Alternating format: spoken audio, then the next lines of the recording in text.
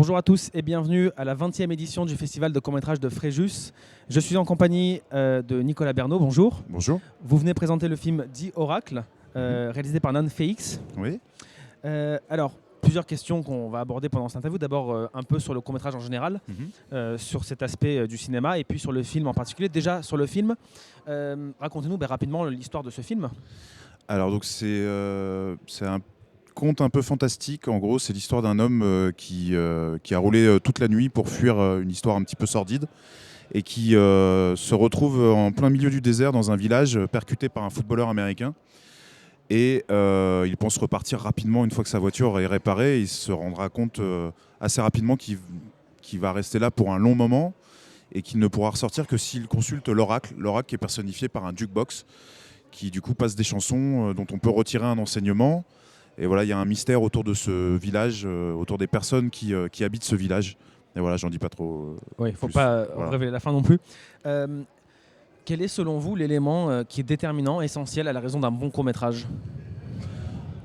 Si je la connaissais, je pense que je ferais des courts-métrages. Parfait. Voilà, je ferais des courts-métrages de bêtes de concours et de bêtes de festival. Je pense que l'ingrédient le plus essentiel, c'est la sincérité dans ce qu'on fait, je pense, mais c'est pareil dans tout. Et effectivement, d'essayer d'emmener jusqu'au bout une histoire, même si on a des maladresses dedans, et qu'on sente que ça parte de nous et pas de tiens, c'est quoi la tendance en ce moment, je vais raconter ça. Je pense que c'est un des éléments essentiels à un bon court-métrage. Est-ce que vous connaissez l'objectif, la finalité que le réalisateur a voulu donner ou la morale qu'il a voulu donner dans ce film-là, dans Alors ce en fait, court-métrage ? sur ce court-métrage, c'est particulier parce que c'est d'abord né d'une idée qu'on a eue ensemble, qui était d'abord un projet de série. Donc ce court-métrage, c'est à la fois un court-métrage et à la fois une sorte d'épisode zéro. Ça pourrait être le pilote en fait d'une série qu'on a pensé. On a une fascination pour les États-Unis et plus particulièrement pour le désert, puisque dans beaucoup d'œuvres littéraires, c'est quelque chose de très inspirant. Et c'est un mélange finalement de nos peurs, de nos angoisses, de nos fantasmes, d'un peu de notre vécu, du vécu aussi de Nan, qui a eu quelques expériences un peu bizarres aux États-Unis, dans des motels en plein milieu du désert. Et puis on avait écrit un peu comme ça, une fresque de personnages, et puis ce village. Et puis parfois il y a un assemblement des planètes. Juste un jour, Nan était en train de réaliser une pub aux États-Unis, et puis il parlait avec une personne dont le métier est de trouver des lieux de tournage. Et puis il lui a fait lire juste un petit peu le début d'Oracle. Et il lui a dit écoute, tu as du temps devant toi.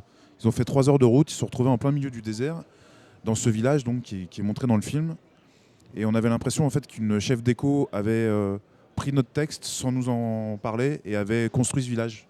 Donc voilà, donc on s'est dit il faut qu'on le fasse. C'est comme ça que vous avez trouvé le lieu de tournage en fait. Le lieu de tournage a d'un seul coup relancé aussi toute l'envie de faire Oracle, de faire au moins le court-métrage. Et donc c'est Nan FX qui s'est chargé d'écrire ce court-métrage sur la base de ce qu'on avait co-créé ensemble pour une série et peut-être un film, qui sait. Alors justement en parlant de film, peut-être de long métrage, je voulais dire, Oui. est-ce que le court métrage est un tremplin pour faire du long métrage ou est-ce que finalement c'est un genre vraiment à part entière et qu'on fait du court métrage pour faire du court métrage ? Je pense que c'est un tremplin forcément, puisque c'est une manière de dire d'une manière assez courte, quelque chose qu'on pourrait dire de manière un petit peu plus étirée. Ça permet aussi, c'est bête à dire, mais ça permet aussi à des jeunes réalisateurs, des jeunes auteurs, des jeunes créateurs qui n'ont pas forcément le budget de produire un film entier, de pouvoir produire une belle histoire ramassée sur 10, 15, 20 minutes. Et tremplin, oui, je pense qu'en tout cas c'est un bon portail pour montrer ce qu'on sait faire. Alors vous travaillez aussi sur Internet, Oui. sur YouTube. Est-ce que, alors les deux finalités sont les mêmes, c'est-à-dire faire un court métrage, mais est-ce qu'on a quand même à l'esprit de réaliser un court métrage de façon différente qui va être diffusé sur Internet et pour l'exploitation en salle ? Alors, on ne le réfléchit pas spécialement comme ça. Je crois qu'on a surtout envie de raconter des histoires. Internet permet quelque chose de très pratique par rapport au circuit plus classique du court-métrage en festival ou au cinéma ou même à la télé. C'est qu'il y a une immédiateté, il y a avec le public. un ratio de temps entre la création, la production et la diffusion qui est beaucoup plus rapide.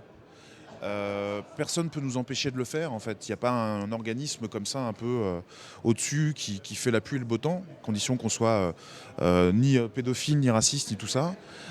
Donc ça permet une plus grande facilité en fait de création Internet.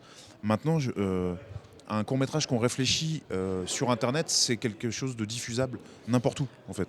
Voilà. Alors justement, si demain si j'ai 20 ans et que je veux présenter, par exemple, votre chaîne YouTube, un court-métrage, une idée de court-métrage, comment ça se passe? Est-ce qu'on vous écrit directement ou Alors, moi, c'est pas moi qui m'occupe de ça chez Golden Moustache, Oui, mais bien sûr, en je veux gros, dire en général, comment ça se passe si de jeunes créateurs veulent vous présenter un projet? en général, ils nous envoient un mail où ils créent eux-mêmes leur chaîne YouTube. Ils essayent de trouver leur financement, ils font leurs films et ils les diffusent comme ça. Je Et pense ils les notamment à François Descraques, qui maintenant se retrouve à faire des séries à grande échelle sur France 4, qui est parti juste avec sa caméra, ses potes, sur un banc à Vincennes, qui a créé le premier épisode de ce qu'allait être une série de 4 saisons qui s'appelle Le Visiteur du Futur, qui a beaucoup marché et qui lui a ouvert les portes justement de la télé, et j'espère, parce que je trouve qu'il y a beaucoup de talent du cinéma, très bientôt. Voilà. Alors d'ailleurs, juste pour revenir à The Oracle, le film en question qui est en compétition pour le festival de court-métrage de Fréjus, comment ce film a été financé? Parce que c'est souvent le grand problème de financement pour les jeunes réalisateurs, même qui ont réalisé 2-3 films, la difficulté reste la même. Bien sûr. Est-ce que vous pouvez nous expliquer un peu les étapes? Est-ce que vous avez bénéficié du financement du CNC? Alors, on n'a eu aucune aide nationale ou régionale, pour la simple raison que c'est un court-métrage tourné aux États-Unis, que du coup le montage financier est toujours un petit peu compliqué, qu'il y a des critères à respecter pour la charte du CNC. C'est un système de points en fait. Voilà, il y a un système de points, mais il y a aussi pour avoir notamment le CNC de la région, l'obligation est de travailler dans la région où on demande la subvention, ce qui est logique, et d'engager aussi des personnes de la région. Comme nous on tournait aux États-Unis, c'était déjà compliqué de fait. Donc c'est déjà une contrainte de tournage, bien sûr. Voilà, donc ça s'est fait en coproduction avec une production française qui s'appelle 75 Productions, qui représentait déjà Nanfakes pour la fiction, le clip et la publicité, qui a aimé le projet et qui a donné donc une partie du financement. Et l'autre partie du financement s'est fait sur nos fonds propres, les fonds propres du réalisateur, et puis sur une autre production aux États-Unis qui s'est chargée de nous trouver justement la partie du casting américaine et l'équipe technique. Voilà, donc en gros ça a été un montage un peu franco-américain. Merci pour cette interview, merci d'avoir répondu à nos questions, Nicolas. Merci à toi. Donc on va retrouver The Oracle au festival de court-métrage de Fréjus pour cette 20e édition. Bon courage donc pour ce festival et bonne chance pour la fin. Merci. C'est surtout du travail, plus que de la chance. Oui, non mais c'est toujours un peu de la chance. Après, j'espère que le public appréciera, que j'ai un prix ou pas. J'espère qu'ils aimeront une histoire qu'on a racontée avec cœur et avec rigueur aussi, quoi. Et amour du cinéma. Voilà, exactement. Merci beaucoup et à très bientôt dans une prochaine édition. Au revoir.